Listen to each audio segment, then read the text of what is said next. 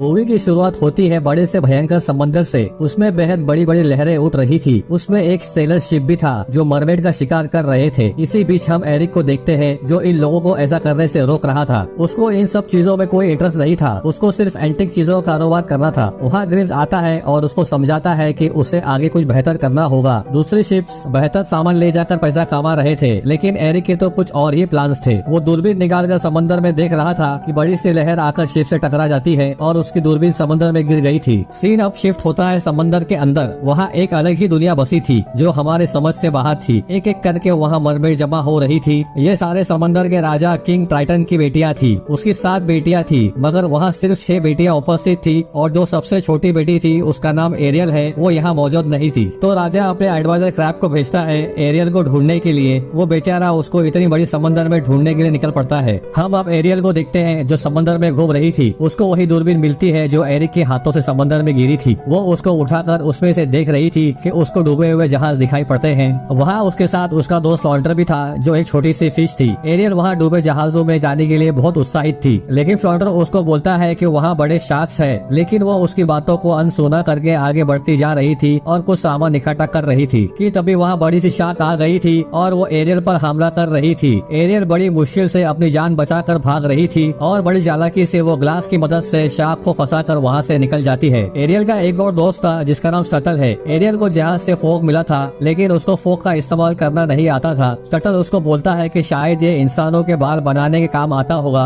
Aerial उससे अपने बाल संवार रही थी कि वहाँ सेबेस्टियन पहुँच गया था। सेबेस्टियन उसको बोल रहा था कि आज मून फेस्टिवल है और आज किंग ट्राइटन तुम सब बहनों को इकट्ठा देखना चाहते हैं, पर बाकी सारी बहनें वहाँ मौजूद है तुम्हारे अलावा। एरियल बड़ी तेजी से तैर रही थी। अंधेरे में हम 2 आंखें देखते हैं। वहाँ बड़ा सा ऑक्टोपस था। एक गोले में हमें समंदरी चुड़ैल दिखती है जिसका नाम अर्सला था, जिसने एरियल पर नजर रखी हुई थी। एरियल अपने पिता के पास पहुंच गई थी, पर उसके पिता उससे नाराज थे क्योंकि उसको इंसानों से बहुत लगाव था। जिस पर एरियल बोल रही थी कि समंदर के बाहर की दुनिया कितनी बेहतर है, वो उन लोगों को ऊपर जाने क्यों नहीं देते। हमें अब पता चलता है कि एरियल की माँ को इंसानों ने मारा था, जिसकी वजह से अब मरमेड और इंसानों का मिलाप मुश्किल है। एरियल को भी अब ये ऑर्डर फॉलो करने होंगे। उसको अब किसी भी इंसान से जुड़ी हुई चीजों से दूर रहना होगा। एरियल वहाँ से नाराज होकर चली जाती है, लेकिन राजा को पता था कि एरियल उसकी बातों को नहीं मानेगी। इसके लिए वो सेबेस्टियन को एरियल पर नजर रखने के लिए भेज देते हैं। एरियल अपने केव में आती है। वहाँ हम देखते हैं कि एरियल ने ढेर सारी इंसानों से जुड़ी चीजों को जमा कर रखा है। वहाँ बेशुमार चीजें थी जिसको देखकर वो सोच रही थी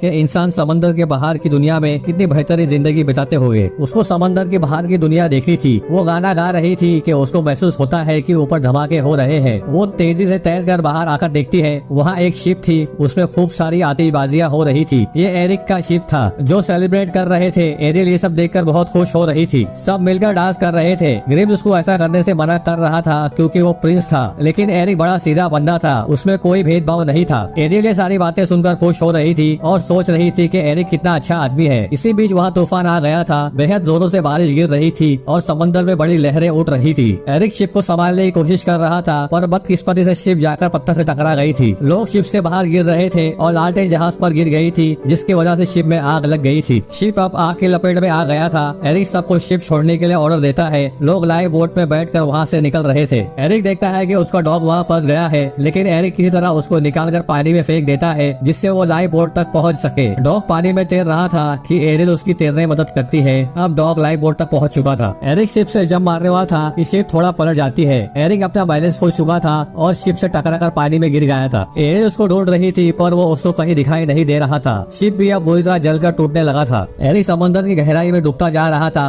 पर खुशनसीबी से एरियल वहाँ आ गई थी। वो उसको पानी से बाहर ले आई थी और उसको चेक करती है। वो अब जिंदा था। उसी वक्त सेबेस्टियन और स्टटल भी वहाँ पहुँच गए थे। वो देखते हैं कि एरियल किंग के नियमों का उल्लंघन कर रही थी, लेकिन वो डिसाइड करते हैं कि ये बात किंग को कोई नहीं बताएगा। एरियल एरिक को होश में लाने की कोशिश कर रही थी। अब वो होश में भी आने लगा था, लेकिन उसी वक्त वहाँ एरिक के सैनिक भी आ गए थे। एरियल उन लोगों को आता देख वहाँ से निकल जाती है और पत्थरों के पीछे से उसको देख रही थी। हम देखते हैं अर्सला गोले में ये सब होता हुआ देख रही थी और वो इस मौके का फायदा उठाना चाहती थी, क्योंकि ऐसा करने के पीछे उसका बहुत बड़ा कारण था। सेबेस्टियन एरियल को समझाता है कि उसको इंसानों के इतना करीब नहीं जाना चाहिए। इंसान बहुत खतरनाक होते हैं। जिस पर एरियल बोलती है कि सारे इंसान बुरे नहीं होते, कुछ अच्छे भी होते हैं। अब वो बहुत खुशी महसूस कर रही थी। एरिक भी नॉर्मल हो चुका था और उसकी माँ से पूछ रहा था कि आप लोगों को वो लड़की मिली जिसने उसको बचाया था, लेकिन वो रिप्लाई करती है कि उन लोगों को ऐसी कोई लड़की नहीं मिली। एरिक अब डिसाइड करता है कि वो अब खुद ही उस लड़की को ढूंढेगा और उसको भी अब लग रहा था कहीं वो मरमेड तो नहीं। वो अब समंदर किनारे पर और शिप में घूमकर गाना गाकर उसको पुकार रहा था। समंदर के अंदर एरियल भी अब बेचैन सी रहने लगी थी। वो किसी से बात नहीं कर रही थी। उसके पिता को भी लग रहा था कि कहीं कुछ गड़बड़ जरूर है। राजा सेबेस्टियन को पूछता है कि एरियल को क्या हुआ है, जिस पर सेबेस्टियन सब वक्त देता है कि कैसे उसने एक लड़की की जान बचाई। राजा अब बेहद गुस्सा हो गया था। वो अब एरियल को ढूंढने लगते हैं और एरियल मिलते ही वो उस पर गुस्सा होने लगते हैं। लेकिन एरियल वही बातें दोहराती है कि सारे इंसान खतरनाक नहीं होते, जिस पर राजा भड़क गया था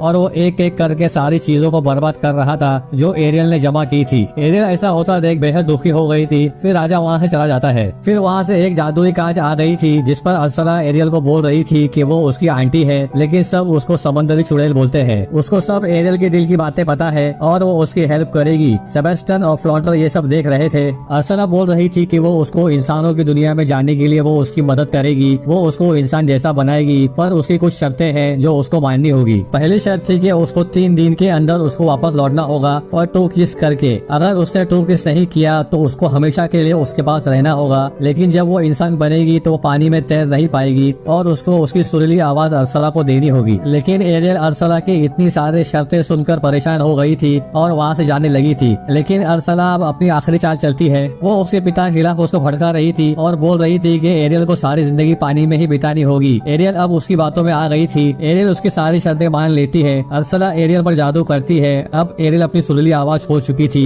अर्सला ने उसकी आवाज को उसके गले के लॉकेट में डाल दिया था। अब वो इंसान बनने लगी थी। वो मरमेड की तरह पानी में नहीं रह सकती थी। वो तेजी से पानी के बाहर आकर सांस लेती है। वहाँ एक मछुआरा मछली पकड़ने आया था। एरियल उसके जाले में फंस गई थी। मछुआरा उसको देखकर शॉक हो गया था। एरियल के पैर भी अब आ चुके थे। वो मन ही मन में खुश हो रही थी। इसी बीच फ्लॉन्टर, सेबेस्टियन और स्टटल भी वहाँ आ गए थे। इनको भी अब पता चल गया था कि एरियल अब मरमेड नहीं रही। सेबेस्टियन फ्लॉन्टर को पानी में रखा देता है और सेबेस्टियन और फ्लॉन्टर एरियल के साथ ही रहते हैं। मछुआरा एरियल को पैलेस में ले आया था। उसको देखकर सब परेशान हो गए थे कि इतने बड़े समंदर में ये जिंदा कैसे रही। इसको अब नहला धुला कर अच्छे कपड़े पहना देते हैं। वो मन ही मन में गाना गा रही थी पर वो उसकी आवाज खो चुकी थी। एरिक भी उसको मिलने आया था। उसको लग रहा था कि ये वही लड़की है जिसने उसकी जान बचाई होगी। लेकिन एरियल कुछ रिप्लाई नहीं कर पाती और एरिक अब वहाँ चला गया था। सेबेस्टियन एरियल को याद दिलाता है कि उसको 3 दिन खत्म होने के पहले उसको ट्रू किस करनी होगी। तो एरियल सेबेस्टियन को किस करती है। सेबेस्टियन बोलता है कि उसको एरिक को किस करना होगा, नहीं तो अर्सला तुमको हमेशा के लिए उसके पास रख लेगी। लेकिन एरियल उसकी बातों पर ध्यान नहीं दे रही थी और वहाँ से चली गई थी। इसी बीच स्टटल भी वहाँ आ गया था। एरियल अब एक बड़े से कमरे में आ गई थी जहाँ बेशुमार एंटीक चीजें रखी हुई थी जो एरिक ने समंदर से इकट्ठा की थी। एरियल को मरमेड का शोपीस दिखता है। उसी समय एरिक भी वहाँ आ गया था। वो एरियल को अपनी चीजें दिखाने लगता है। एरियल एक पत्थर को तोड़ देती है जिसमें डायमंड निकला था, जिसके बारे में एरिक को पता नहीं था। एरियल अब शंख भी बजा रही थी। एरिक एरियल को ये सारी चीजें करता देख बहुत इम्प्रेस हो गया था।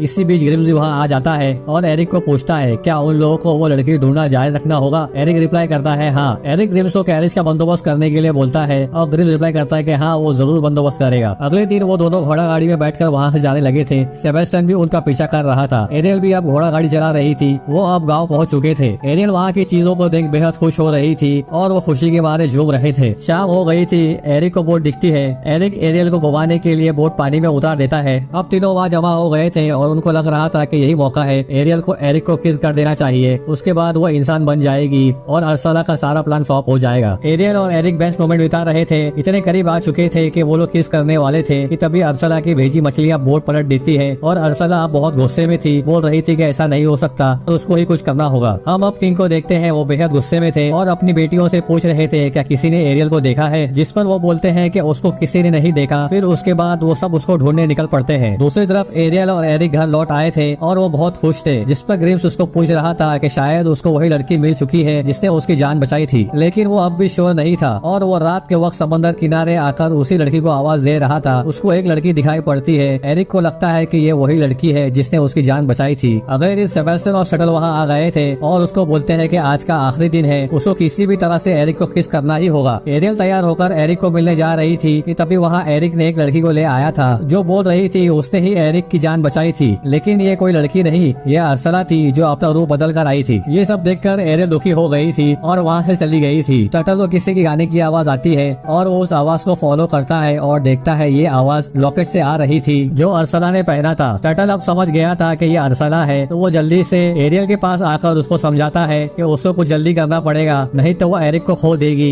एरियल अब सब समझ चुकी थी और ये सब अब कैसल की तरफ चल पड़ते हैं। ग्रिम्स एरिक को पूछता है कि क्या क्या ये वही लड़की है जिससे तुम प्यार करते हो? कल तक तो वो दूसरी लड़की के साथ खुश था, जिसमें एरिक रिप्लाई करता है कि उसको भी कुछ समझ नहीं आ रहा है और इसी दिन इन लोगों की एंगेजमेंट भी थी। टटल और एरिक का डॉग उस लड़की पर हमला कर देते हैं। एरियल भी वहाँ आ गई थी और अर्सला से लड़ रही थी। वो अर्सला के गले का लॉकेट तोड़ देती है, जिसके अंदर से निकलने वाली आवाज अब एरियल के गले में जा चुकी थी। एरियल अब बोल रही थी कि उसी ने एरिक की जान बचाई थी। अर्सला अब अपने असली रूप में आने लगी थी। इसी बीच 3 दिन की शर्त खत्म हो गई थी और एरियल अब मरमेड बनने लगी थी, क्योंकि इसने अब तक ट्रू किस नहीं किया था। अर्सला अपने साथ एरियल को पानी में लेकर कूद गई थी। वहाँ किंग ट्राइडेंट भी आ गए थे, लेकिन अर्सला बोलती है कि एरियल ने उसके साथ डील की है जिसको कभी तोड़ा नहीं जा सकता। एरियल अब उसकी हुई, लेकिन किंग ट्राइडेंट अपनी बेटी को बचाने के लिए अपनी जानी कुर्बानी दे देते हैं और साथ में जो उनके पास मैजिक था वो भी अर्सला को दे देते हैं। ये उसका प्लान था कि वो राजा को मारकर पूरे समंदर पर राज कर सके। राजा अब मर चुका था। एरिक भी वहाँ आ गया था। अर्सला अब अपने असल रूप में आ गई थी। वो बहुत ही बड़े जायंट ऑक्टोपस बन चुकी थी, जिसके बहुत बड़े बड़े हाथ थे। एरिक एक बड़े से शिप पर लटका हुआ था। एरियल भी उसको बचाने की कोशिश कर रही थी। अर्सला एरिक को मारने की कोशिश कर रही थी। एरियल भी अब शिप पर आ गई थी और किसी तरह वो शिप के हैंडल के पास पहुंच चुकी थी और उस शिप को अर्सला की तरफ मोड़ देती है, क्योंकि उस शिप के सामने वाले हिस्से पर बेहद पॉइंटेड चीज लगी हुई थी। वो अर्सला के सिरे में घुस जाती है और वहीं अर्सला का मैजिक खत्म होने लगता है। अब वो नॉर्मल बन रही थी। अब किंग जिंदा हो चुके थे और वो एरियल से बेहद खुश थे, क्योंकि उसने ही उनकी जान बचाई थी। एरिक किनारे पर आ गया था और रानी को बोल रहा था कि उसको एरियल को बचाने जाना होगा, लेकिन रानी उसको रोक रही थी और किनारे पर एरियल की ड्रेस भी तीरती हुई आ रही थी। एरिक उसके ड्रेस को देखकर दुखी हो गया था। राजा सेबेस्टियन को पूछते हैं क्या उन्होंने कुछ गलत किया है जो उसकी बेटी अब खुश नहीं रहती, जिस पर सेबेस्टियन बोलता है कि उसकी खुशी इंसान बनने में है, जिस पर राजा एक बार फिर एरियल को इंसान बना देते हैं। एरिक एरियल का समंदर किनारे पर इंतजार ही कर रहा था कि एरियल वहाँ पहुँच जाती है। एरियल उसको देख बेहद खुश हो गया था। अब इनकी शादी हो गई थी। ये लोग दुनिया घूमने जाने वाले थे। वो लोग सबसे मिलकर वो अपने पिता से भी मिलने जाती है। वो अपनी सोच पर शर्मिंदा थे कि सारे इंसान अच्छे नहीं होते, पर वो अब इंसानों से खुश थे और फैसला लेते हैं कि इंसान और मरमेड अब साथ में रहेंगे और वो दोनों अपने सफर पर निकल पड़ते हैं और यही इस मूवी का दी एंड हो जाता है।